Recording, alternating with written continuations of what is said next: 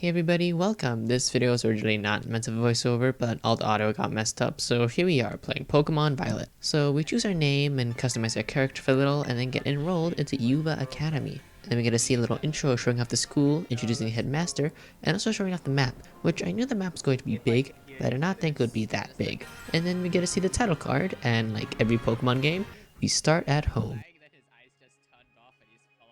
We get it from our chair and talk to our mom, put on our bag and hat, and then go outside to pick our Pokemon given to us by the headmaster this time instead of professor. So the three Pokemon for this generation is Spirigato, Quaxly, and Fuecoco.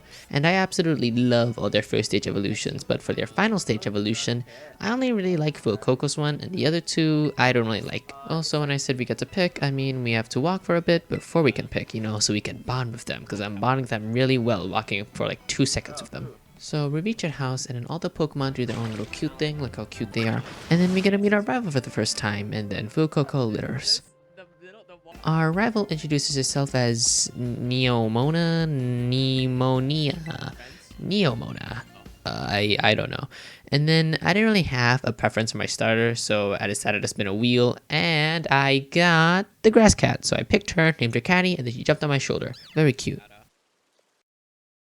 And then, I'm just gonna call her Nemona, tells us that we made the perfect choice, and I'm gonna say it, she seems quite obsessive over us throughout the whole game. And then she picks Quaxly, aka the less cute Pokemon, and then wants to fight, so we head to the beach side and then get ready to battle.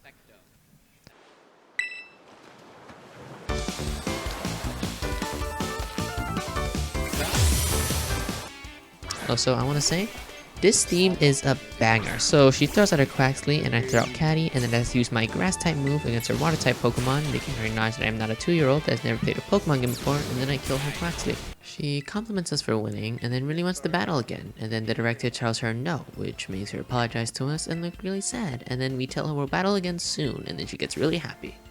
So yeah, I think she's a bit obsessive over us. She says she'll teach us the basics, and we need her at Poco Path, which is a bunch of new Pokemon which I've not been keeping up with, and then she gives us some Pokeballs, and I use them to catch a pig. After that, she tells us to make our way to the lighthouse, and then we are given a little bit of free roam, so I got some items, caught some Pokemon, like what you do in a Pokemon game. And on the way to the lighthouse, we hear a strange sound, which we decide to investigate, and then we look over at the beach side and see the Pokemon on the cover art. And then we die.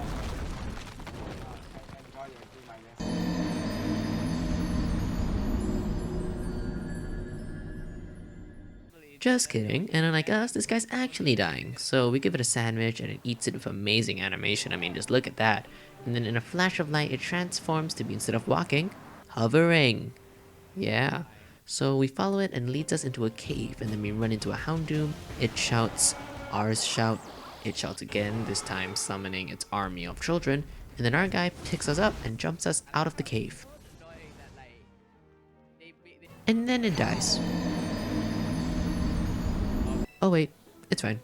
And then we finally make our way to the lighthouse, and when we reach, we see this guy who looks at us, and then he sounds like he's about to swear. He runs over to the box art and starts having a staring competition with it before telling us to shove off, which we don't, and then he challenges us to a fight. We beat him with some bites and scratches from Catty.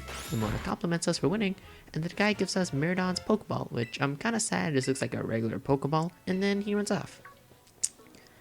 Yeah, he's a bit of a weird one. We put Miraidon in its Pokeball and then start climbing up the ladder to get to the top of the lighthouse, where we get to see the amazing view and amazing quality. I mean, look at it. It looks great. And then after that, we are given a pretty big free roam area on the way to the actual school, so I play some kids, get some items, just really explore the area and take it in. And then I also run into an Azurill, which I think looks super cute. So I decided to trap it in a Pokeball where it'll never see the light of day again. And then I failed to catch some Winglets, which you know what they say, 3rd time's the charm. Except I accidentally killed it, so 4th time's the charm, that's what they say. And then I also run into a Ralts that I decided to catch, and I named it Roll. I got a few more things, then headed towards the Pokemon Center and met up with Nemona, who tells us that the Pokemon Center is in fact a Pokemon Center. And this game has a new feature where Pokemon can auto battle, so that's pretty neat, and there's also a new TM machine where you can make TMs, and I also saw this move in it. My parents love that move. Anyways, after that, I walked around and watched a kid disappear into the abyss, never to be seen again by his family, and then this kid got stuck on air and disappeared into the void too. As kids do.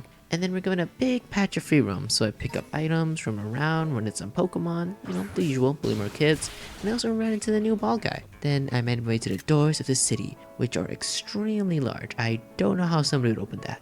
And then Nemona shows up and asks to battle, so we clear Quaxley, and then she takes out a shiny glittery Pokeball to give her Palmy an oversized Lipo hat, before we bite it and crack it, and then she compliments us for winning again.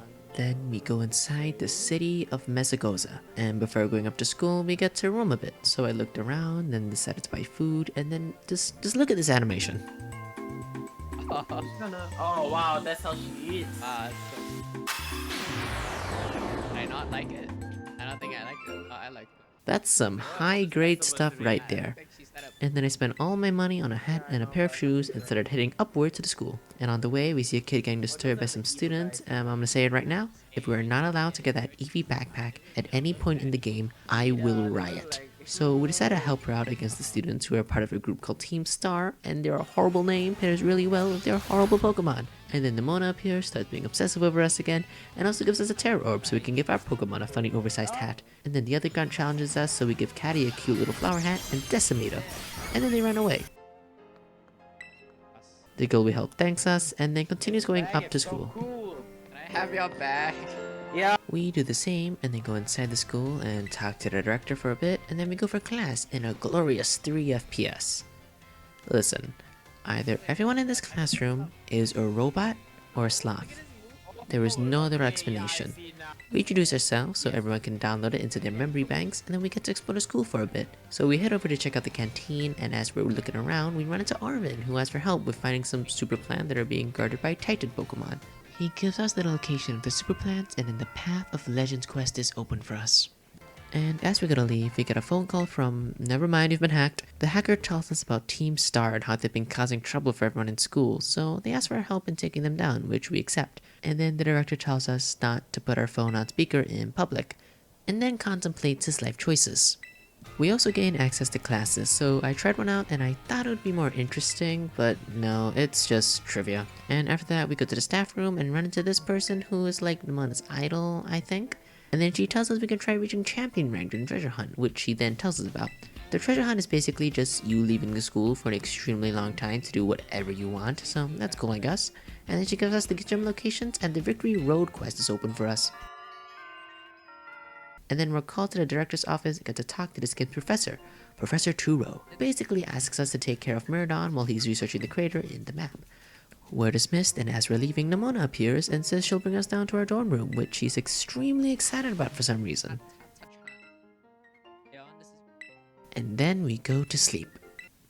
And after a 1,000-year slumber, the treasure hunt day arrives, and the first thing Nemona does is burst into your room and shout at the top of her lungs. And then the director does a little speech before sending us on our way to begin the treasure hunt. So we start heading down while talking to Mona, who is trying to convince us to go and beat the gyms, and then Armin shows up out of nowhere, and then both of them start arguing what I should do, and then the hacker, who I'll just call Cass, tells us the location of the Team Star bases and opens up the Starfall Street quest for us, which I actually do find the most interesting so far.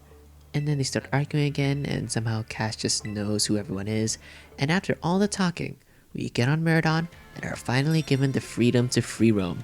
So I do what I usually do, bully kids, and head to the east gate to get to the canyon, and the first thing I did here was talk to a stranger and get food from them. And then I caught some Pokemon, some new ones, some old ones, and I also decided to try out the new Terra Raid battle. And don't mind the unsynced audio, but I want to say, I absolutely love this theme. And also while editing this, I found out that Toby Fox made both Nemona's theme and the Terra Raid battle theme, among other themes, which is probably why I like them so much, because I loved like every song in both Undertale and Deltarune. Anyway, we beat the worlds, and then there was super glittery Pokeball on it, and catch it.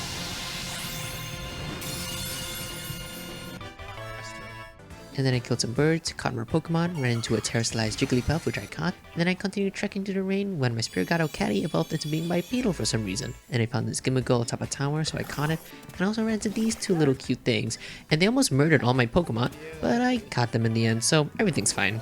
And then I reached the City of Artisan, which you can guess by the name is the City of Art. So I explored around for a bit, beat a super easy hedge maze, and then continued my journey where my team almost got wiped by a pig, and then I was pounced on by a Tauros, which I had to run from, and then I made it to the fire base, and Cass talks to us for a bit, and this person appears, who I somehow did not recognize as the headmaster, and they asked if they could join. He called himself Clive, and Cass decided, yeah, why not? And then Cass tells us more about what she actually wants us to do, which is to target and defeat the head boss, which I do not think I'm prepared for, so I left. And that is going to be the end of the play session, so I know my videos are coming out a bit later than other people's, but I got the game a bit late and I wanted to do a voiceover since the audio got messed up, so I didn't really have a choice. If you guys do like this type of voiceover content, let me know and maybe I'll do more. But for now, goodbye and rawr.